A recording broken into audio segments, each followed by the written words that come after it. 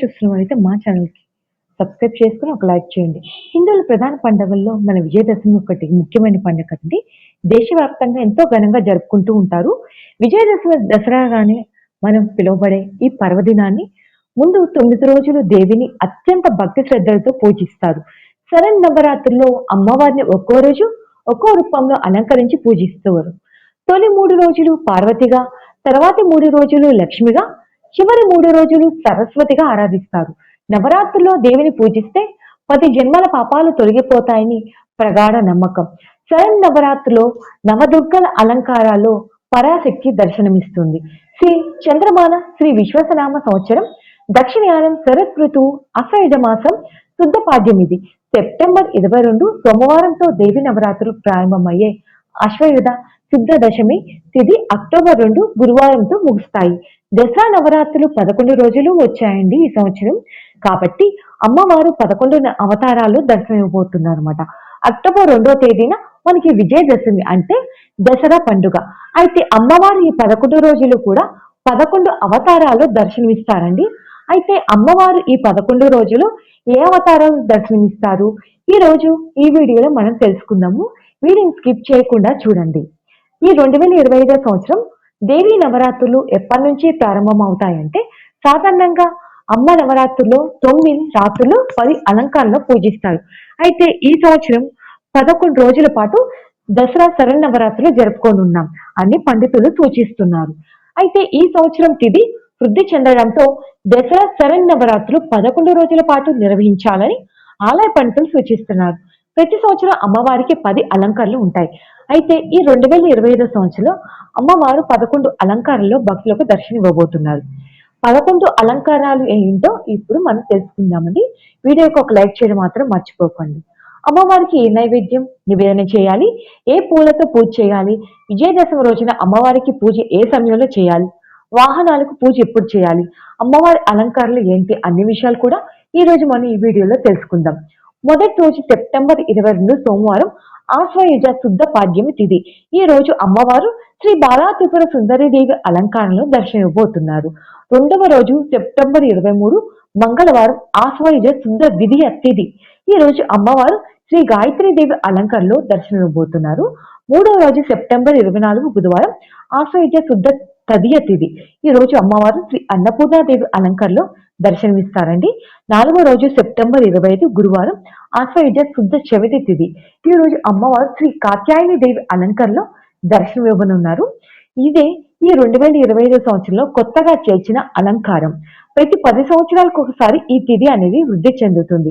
ఈ దసరా శరన్నవరాత్రిలో 11 రోజుల పాటు జరగనున్నాయి. ఇంతకు ముందు 2016 సంవత్సరంలో 11 రోజుల పాటు జరిపారట. అప్పుడు కూడా తిథి అనేది వృద్ధి చెందడంతో అమ్మవారు కాత్యాయని దేవిగా అలంకరించారు. మరి 2025 సంవత్సరం అమ్మవారికి కాత్యాయని దేవి అలంకారం చేయనున్నారు. 5వ రోజు సెప్టెంబర్ 26 శుక్రవారం ఆశ్వయుజ శుద్ధ చవితి తిథి. తదుపరి పంచమ తిథి. ఈ రోజు అమ్మవారు శ్రీ మహాలక్ష్మీదేవి అలంకారంలో దర్శనం ఇవ్వనున్నారు. 6వ రోజు సెప్టెంబర్ 27 శనివారం ఆశ్వయుజ శుద్ధ పంచమి తిథి. తదుపరి షష్ఠి తిథి. ఈ రోజు అమ్మవారు శ్రీ లలితా త్రిపుర సుందరీదేవి అలంకారంలో దర్శనమిస్తారండి. 7వ రోజు సెప్టెంబర్ 28 ఆదివారం. ఈ రోజు ఆశ్వయుజ శుద్ధ షష్ఠి తిథి. తదుపరి సప్తమి తిథి. ఈ రోజు అమ్మవారు శ్రీ మహాచండీదేవి అలంకారంలో దర్శనం ఇవ్వనున్నారు. 8వ రోజు సెప్టెంబర్ 29 సోమవారం. ఈ రోజు ఆశ్వయుజ శుద్ధ సప్తమి తిథి. తర్వాత అష్టమి తిథి ప్రారంభం అవుతుంది. ఈ రోజు అమ్మవారు శ్రీ సరస్వతీదేవి అలంకారంలో దర్శనమిస్తారండి. 9వ రోజు సెప్టెంబర్ 30 మంగళవారం ఆశ్వయుజ శుద్ధ షష్టమి అష్టమి తిథి. ఈ రోజు అమ్మవారు శ్రీ దుర్గాదేవి అలంకారంలో దుర్గం నివారించే పరాశక్తి దుర్గాదేవిగా దర్శనమిస్తుంది అనేది. 10వ రోజు అక్టోబర్ 1 బుధవారం.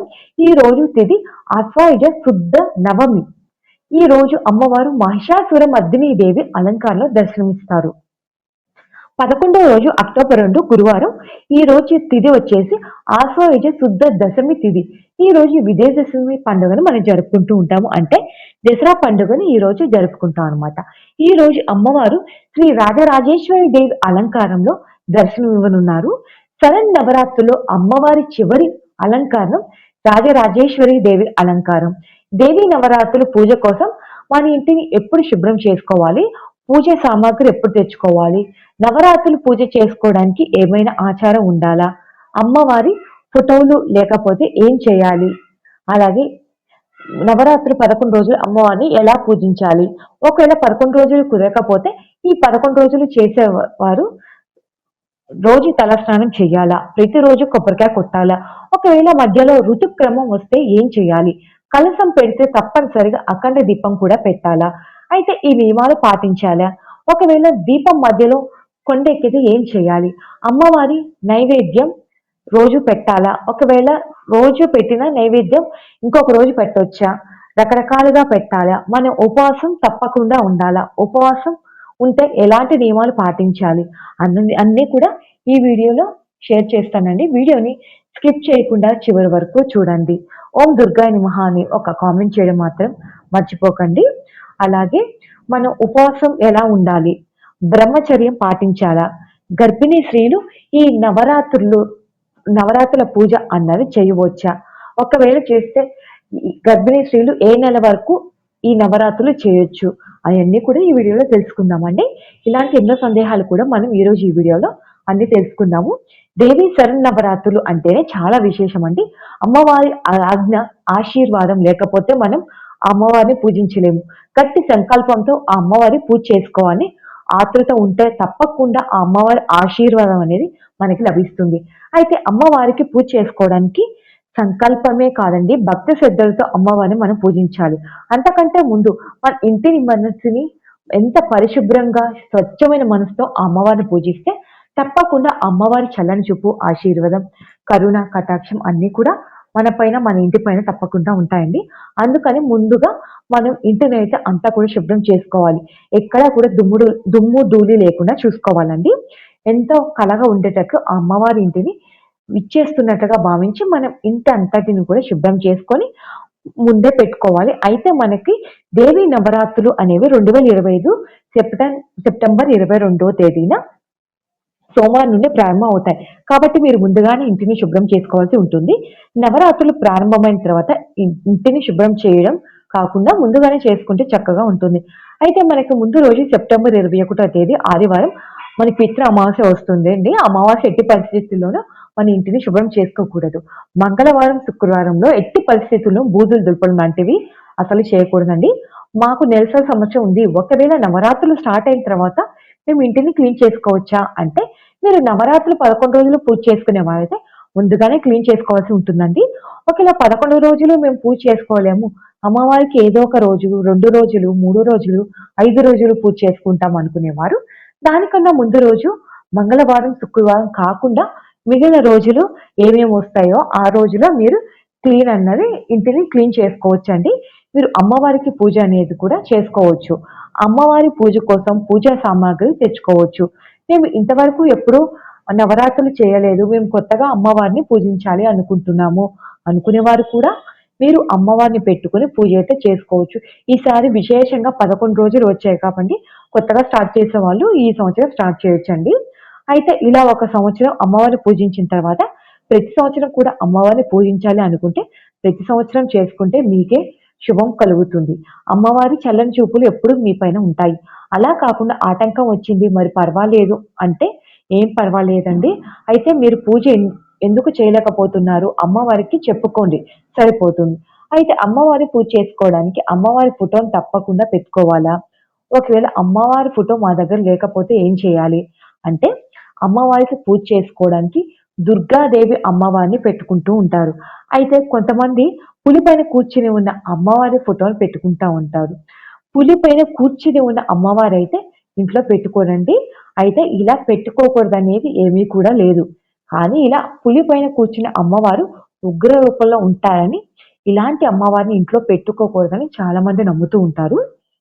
అమ్మవారు శత్రువుల పైన ఆగ్రహంతో ఉంటారన్నమాట. కానీ తన బిడ్డల పైన కాదండి. అమ్మలగన్న అమ్మ, ముగ్గురమ్మల మూలపుటమ్మని మనం అమ్మగా, ఒక తల్లిగా భావించి పూజను చేస్తున్నాం కాబట్టి ఆ అమ్మవారి చల్లని చూపులు ఎప్పుడు మన పైన ఉంటాయి. ఇక దుర్గాదేవి విగ్రహాలవి ఉన్నా కూడా పూజలో పెట్టుకొని పూజ అయితే చేసుకోవచ్చండి. కొంతమందికి పులిపైన కూర్చుని ఉన్న అమ్మవారి పెట్టుకోవడం అది వాళ్ళు ఇంట్లో పెద్దలు చెప్పిన కారణంగా కొంతమందికి పెట్టుకోవడం ఇష్టం అనేది ఉండదు. అయితే వాళ్ళు ఏం చేయాలి అంటే, మనకి ఇలా దుర్గాదేవి పులి పైన ఉన్నటువంటి ఫోటో కాకుండా సింహాసనం పైన కూర్చున్న దుర్గాదేవి అమ్మవారి ఫోటోలు ఉంటాయండి. మీరు ఆ ఫోటో అయినా సరే తెచ్చుకొని మీరు పూజలో పెట్టుకోవచ్చు. మాకు ఆ ఫోటో కూడా లేదు, దొరకలేదు అంటే, మరి మా దగ్గర దుర్గాదేవి అమ్మవారి ఫోటో లేవు. మరి ఫోటో లేకపోతే మేము పూజ ఎలా చేసుకోవడం అని చాలా మందికి సందేహం ఉంటుంది. ఎలా అంటే చక్కగానే చేసుకోవచ్చండి. ఎలా అంటే అమ్మవారు 11 రోజులు 11 అలంకారలో దర్శనమిస్తారు కదా! కాబట్టి 11 రోజులు ఏ అలంకారంలో ఉన్నటువంటి అమ్మవారైనా సరే మీరు పూజలో పెట్టుకొని పూజ అయితే చేసుకోవచ్చండి. లలితాదేవి అమ్మవారిని కానీ, లక్ష్మీదేవి అమ్మవారిని కానీ, సరస్వతీదేవి అమ్మవారిని కానీ, పార్వతీదేవి అమ్మవారిని కానీ, ఇలా ఏ ఫోటో ఉంటే ఆ ఫోటోని పూజలో పెట్టుకొని మీరు పూజ అయితే చేసుకోవచ్చు. ఇక తర్వాత నవరాత్రులు 11 రోజులు అమ్మవారిని పూజించాలా అని అంటే నిజంగా 11 రోజులు అమ్మవారి పూజ చేసుకొని, సేవ చేసుకునే అవకాశం, అదృష్టం మీకు ఉంటేనే అమ్మవారి పూజ అనేది చేసుకోగలుగుతారండి. అమ్మవారి అనుగ్రహం కూడా మీకు ఉంటుంది. నిజంగా 11 రోజులు పూజ చేసుకుంటే చాలా చాలా మంచిదండి. ఒకవేళ 11 రోజులు మాకు కుదరదు అనుకునేవారు నవరాత్రులు మొదటి 3 రోజులైనా సరే మీరు పూజ చేసుకోవచ్చు. లేదంటే చివరి 3 రోజులైనా సరే మీరు పూజ చేసుకోవచ్చండి. అంటే చివరి 7 రోజు, 8 రోజు, 9 రోజు ఇలా 3 రోజులు చేసుకుంటే చాలా మంచిది. మాకు ఈ 3 రోజులు కూడా కుదరదు అని అనుకునేవారు కనీసం అమ్మవారికి ఒక్క రోజైనా సరే భక్తి శ్రద్ధలతో అమ్మవారిని పూజిస్తే అమ్మవారి అనుగ్రహం మీకు తప్పకుండా కలుగుతుందండి. మనకి నవమి, దుర్గాష్టమి, నవమి, దశమి రోజులైనా సరే ఈ 3 రోజులు మంచిదండి. మాకు ఆ 3 రోజులు కుదరదు అనుకుని ఒక్క రోజైనా చేసుకోవచ్చు. అమ్మవారి ఆశీర్వాదం తప్పకుండా మీకు కలుగుతుంది. అయితే 11 రోజులు ఏ రోజు పూజ చేసుకోవాలంటే నవరాత్రి మొదటి రోజు కానీ, దుర్గాష్టమి రోజు కానీ, మహానవమి కానీ మీరు పూజ చేసుకుంటే చాలా మంచిది. మాకు ఈ నవరాత్రిలో ఏ రోజు కూడా పూజ చేసుకోవడానికి కుదరదు అనుకునేవారు కనీసం ఒక్క రోజైనా సరే నిండు మనసుతో అమ్మవారిని పూజ చేసుకోండి. లేదంటే అమ్మవారి ఆలయానికి వెళ్ళైనా సరే పూజ చేసుకొని అమ్మని దర్శించుకోండి. అమ్మవారికి పూజ చేసుకోవడానికి కలశం అలాగే అఖండ దీపం తప్పనిసరిగా పెట్టాలంటే తప్పనిసరి అని ఏం లేదండి. మీ మీ ఆచారాలు, ఆనవాయితీలను బట్టి మీరు పూజ చేసుకోవచ్చు. అంటే కలశం దగ్గర దీపం పెట్టుకొని అమ్మవారిని మీరు పూజ చేసుకోవచ్చు. అమ్మవారికి కలశం, అఖండ దీపం ఆ 2 పెట్టకపోయినా సరే అమ్మవారికి అయితే మీరు పూజ అనేది చేసుకోవచ్చు. ఒకవేళ మన మనసులో చెడు ఆలోచన కానీ ఇలాంటివి ఏమీ కూడా చెయ్యకూడదు. 11 రోజులు మనం పూజ చేసే రోజులను బట్టి ఈ 11 రోజులు ఒక దీక్షగా మనం తీసుకొని పూజ అయితే చేయాల్సి ఉంటుంది. అలా చేసుకుంటాము అనుకునేవారు మాత్రమే ఆ అఖండ దీపము, కలశం పెట్టుకోండి. అలా మేము అంత నియమనిష్టలతో చేయలేము అనుకునేవారు ఆ 2 లేకపోయినా సరే అమ్మవారి ఫోటో పెట్టుకొని మీరు పూజనైతే చేసుకోవచ్చు. మనం పూజలో పెట్టిన అఖండ దీపం మధ్యలో కొండెక్కితే ఏదైనా అశుభమా? కొండెక్కిన తర్వాత ఏం చేయాలి అంటే ఒక రకమైన అఖండ దీపం కొండెక్కితే మనం అపరాధంగా భావిస్తామండి. అందుకనే అఖండ దీపం ఎప్పుడూ కొండెక్కకుండా చూసుకుంటేనే అఖండ దీపం పెట్టుకోవాల్సి ఉంటుంది. ఒకవేళ ఏదైనా కారణం చేత గాని ఏదైనా గాని వాళ్ళ గాని అఖండ దీపం కొండెక్కితే అమ్మవారికి క్షమాపణ చెప్పుకొని ప్రమిదలో ఉన్న ఒత్తి తీసేసి మళ్ళా కొత్తగా ఒత్తి వేసి కొద్దిగా నూనె పోసి అదే నూనెతో దీపం వెలిగించాలి. ఆ పాత నూనె తీయాల్సిన అవసరం లేదండి. అదే నూనెలో కొద్దిగా నూనె పోసుకొని ఇప్పుడు దీపం వెలిగించి అమ్మవారి పూజ అనేది మనం చేసుకోవచ్చు. ఇక మీదట ఎలాంటి తప్పు జరగకుండా చూసుకుంటాను తల్లి అని అమ్మవారు చెప్పుకొని మీరు పూజ అయితే చేసుకోవాల్సి ఉంటుందండి. మీకు అనారోగ్యం చాలా మందికి అనారోగ్య సమస్యలు ఉంటాయి కదా! అనారోగ్య రీత్యా బానే ఉంది అనుకునేవారు 11 రోజులు తలస్నానం చేసి అమ్మవారి పూజ అనేవి చేసుకోవాలి. ఒకవేళ మాకు ఆరోగ్యం సహకరించదు, ఆరోగ్యం బాగుండదు అనుకునేవారు తప్పించి ప్రతిరోజైనా సరే మీరు తలస్నానం చేసి అమ్మవారికి పూజ చేసుకోవచ్చు. అమ్మవారి పూజలో రోజు కొబ్బరికాయ కొట్టాలంటే 11 రోజులు 11 కొబ్బరికాయలు మీరు కొట్టాలనుకుంటే మాత్రం 11 కొబ్బరికాయలైతే కొట్టాలి. అలా ఏమీ లేదు అని అనుకునేవారు మీరు మీ దగ్గర ఎప్పుడు కొబ్బరికాయ ఉంటే అప్పుడు కొట్టొచ్చండి, పర్వాలేదు. మొదటి రోజు, 5వ రోజు, 9వ రోజు, లాస్ట్ రోజు ఇలా కొట్టుకోవచ్చు. అమ్మవారి పూజలు అయితే మొదలు పెట్టాము. మాకు మధ్యలో నెలసరి సమస్య వచ్చింది. అయితే మేము ఏం చేయాలి అంటే మీరు అమ్మవారి పీఠం దగ్గర కానీ, పూజ దగ్గర కానీ అంటే చుట్టుపక్కలకి రాకుండా ఉంటాము అనుకుంటే మీ ఇంట్లో వారి చేత అమ్మవారి పూజలనేవి చేయించవచ్చు. ఎవరు చేసేవాళ్ళు లేకపోతే ఎవరి చేత అయినా సరే మీరు పీఠముని ఎత్తి పెట్టించేయొచ్చండి. పక్కన పెట్టేయొచ్చు. మీకు 5వ రోజు స్నానమైన తర్వాత ఇంకా నవరాత్రులు మిగిలి ఉన్నట్లయితే మీరు అమ్మవారి పూజ అయితే చేసుకోవచ్చండి. ఎందుకంటే అమ్మవారికి ఇలా మైలగాలి అన్నది ఎట్టి పరిస్థితులు కూడా తగలకూడదండి. అది చాలా తప్పు. అమ్మవారికి నైవేద్యం రోజు పెట్టాలా? ఒకరోజు పెట్టిన నైవేద్యం ఇంకొక రోజు మళ్ళీ అదే రకం నైవేద్యం చేసి పెట్టొచ్చా? లేదా అంటే ముందుగా అమ్మవారికి కాదండి. ఏ దేవతామూర్తులకైనా సరే నైవేద్యం లేనిదే పూజ సంపూర్ణం కాదండి. ఒక చిన్న బెల్లం ముక్క అయినా సరే పెట్టి నైవేద్యం సమర్పించాలి. అయితే మనకు దేవి నవరాత్రిలో 11 రోజులు 11 రకాల నైవేద్యాలతో అమ్మవారిని పూజిస్తాము. అయితే మీకు నైవేద్యాలు, పిండి వంటలు అన్నీ కూడా మాకు బాగా తెలుసు, చేయగలము అని అనుకునేవారు 11 రోజులు 11 రకాల పిండి వంటలు నైవేద్యాలు చేసి అమ్మవారికి నివేదన చేయవచ్చు. ఏమీ చేయలేని వాళ్ళైతే ఏది చేయగలిగితే అదే చేసి అమ్మవారికి నైవేద్యం నివేదన చేయొచ్చండి. పులిహార మాత్రమే చేయవచ్చు అనుకునేవారు ఆ పులిహార రోజు అమ్మవారికి నైవేద్యం పెట్టవచ్చండి. పెట్టవచ్చు. ఏం పర్వాలేదు. అమ్మవారికి ఆడంబరం లేకుండా ఉన్నంతలో పూజ చేసుకోవాలి అనుకునేవారు పరమాన్నం, పులిహార, వడపప్పు, చలిమిడి, పానకం, బెల్లం అవన్నీ కూడా అమ్మవారికి చేసి నైవేద్యం పెట్టి పూజ అన్నది చేసుకోవచ్చు.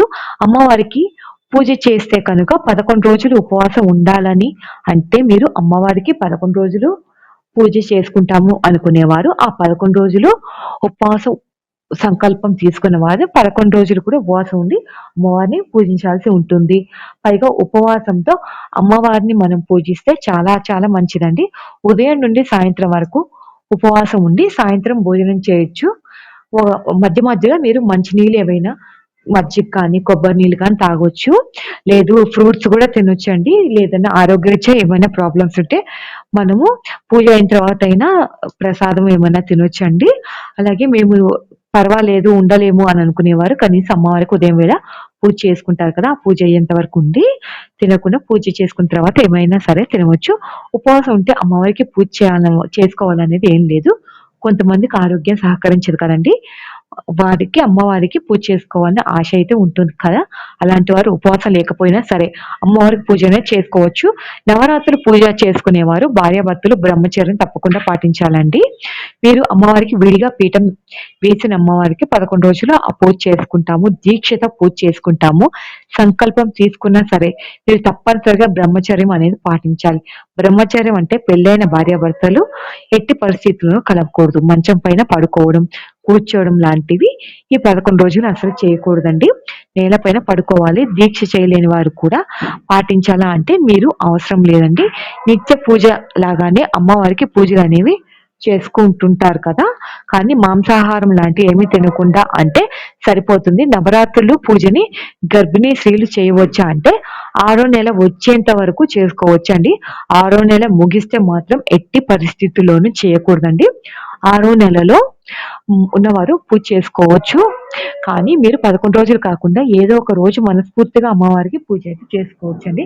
ఎందుకంటే 6వ నెల అంటేనే కొంచెం మనం ఎక్కువ పనులైతే చేయలేం కాబట్టి ఒకరోజు పూజ చేసుకొని ఆ అమ్మవారికి దండం పెట్టుకొని అంతా సవ్యంగా జరిగి నేను నా బిడ్డ ఆరోగ్యంగా అంతగా ఉన్నట్లయితే మళ్ళీ వచ్చే నవరాత్రులు ఎంతో ఘనంగా చేసుకుంటామని అమ్మవారికి చెప్పుకోండి. ఇక తర్వాత అమ్మవారికి ఒకసారి పూజలో పెట్టిన తర్వాత పూజ ఎన్ని రోజులు చేస్తామో అన్ని రోజులు కూడా అమ్మవారి ఫోటోను కానీ విగ్రహాన్ని కానీ మనం ఎట్టి పరిస్థితుల్లోనూ కదపకూడదండి. మనం అమ్మవారికి పువ్వులతో అలంకారం చేసేటప్పుడు అమ్మవారి ఫోటో చిన్నగా కదులుతుంది. మరి అలా కదలవచ్చా అంటే అలా కదలవచ్చండి పర్వాలేదు. కానీ అమ్మవారి ఫోటోని పైకి ఎత్తడం కానీ, పక్కన పెట్టడం కానీ చేయకూడదండి. దుర్గాదేవి అమ్మవారిని ఎవరు పూజించాలి? ఆడవారు పూజ చేయాలా? మగవారు పూజ చేయాలా? ఎవరైనా చేయవచ్చు. ఆడవారు, మగవారు, చిన్నపిల్లలు, పెద్దవాళ్ళు ఎవరైనా సరే అమ్మవారిని పూజించవచ్చండి. వితంతువులు కూడా అమ్మవారిని పూజించవచ్చా అంటే చేయవచ్చు. దాంట్లో తప్పేం లేదు. అయితే అమ్మవారికి పూజ చేసేటప్పుడు మాత్రం కుంకుమ పూజ ఇలాంటి కుంకుమ పూజ ఉంటుంది కదండీ అమ్మవారు. ఆ టైంలో మాత్రం పూజ అనేది చేయకూడదు. అలాగే ఏటి సూతకంలో ఉన్నవారు అమ్మవారిని పూజించవచ్చా అంటే పూజ చేయకూడదు. అయితే కొంతమంది ఇంట్లో దీపారాధన చేసుకుంటారని అలాంటి వారు మామూలుగా దీపం వెలిగించి అమ్మవారికి దండం పెట్టుకోండి అంతే. తప్ప కొబ్బరికాయ కొట్టడం లాంటివి అమ్మవారికి ఎక్కువగా పూజ చేయడం లాంటివి ఏమీ కూడా చేయకూడదండి. అమ్మవారి పూజలో మనం రోజు గణపతిని పెట్టి పూజించాలా అంటే ఆది దేవుడు మనకి వినాయకుడు కదండీ! కాబట్టి రోజు వినాయకుడికి పూజ చేసిన తర్వాతే అమ్మవారికి పూజలనేవి చెయ్యాలి. ఎందుకంటే స్వామివారి అనుగ్రహం కూడా మనకి ఎలాంటి ఆటంకం లేకుండా అమ్మవారి పూజలు చేసుకోవాలి కాబట్టి స్వామివారిని పూజించాలండి. మీకు అమ్మవారి దుర్గాదేవి అమ్మవారి ఆశీస్సులు ఉండాలని కోరుకుంటూ మీకు ఈ వీడియో నచ్చితే లైక్ చేయండి, షేర్ చేయండి. కొత్తగా చూస్తున్న వారైతే సబ్స్క్రైబ్ చేసుకోండి. Thank you for watching.